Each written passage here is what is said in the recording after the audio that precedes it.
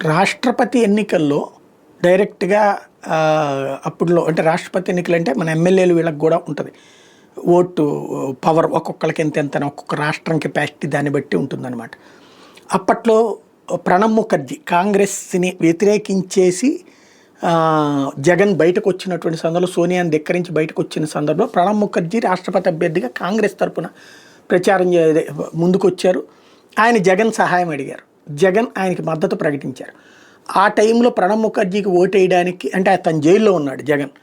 నాకు అవకాశం ఇవ్వండి అని కోర్టును అభ్యర్థిస్తే కోర్టు ఆయనకి అవకాశం ఇచ్చింది. వెళ్ళి ఓటేశారు. కాకపోతే అసెంబ్లీలోనే ఓటు ఉంటుంది. ఇక్కడే అసెంబ్లీలోనే వేసేయచ్చు ఓటు. బట్ ఇప్పుడు ఉపరాష్ట్రపతి ఎన్నిక వచ్చేటప్పటికి అది కేవలం ఈ ఉపరాష్ట్రపతి ఎన్నికల్లో ఓట్లు వేసేదంతా కూడా పార్లమెంటు భవనంలోనే జరుగుతుంది.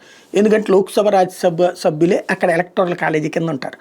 ఇప్పుడు వైఎస్ఆర్ కాంగ్రెస్ పార్టీ సంబంధించినటువంటి లోక్సభ పక్ష ఫ్లోర్ లీడర్ మిథున్ రెడ్డి నేను ఉపరాష్ట్రపతి ఎన్నికల్లో ఓటేయడానికి నాకు బెయిల్ ఇవ్వండి, ఒకరోజు వెళ్ళడానికి ఒకరోజు రావడానికి ఓ రోజు అక్కడ ఓటేయడానికి టైం ఉంటుంది కాబట్టి ఇవ్వమని చెప్పేసి అడిగారు. మరి కోర్టు ఏం చేస్తుందో చూడాలి.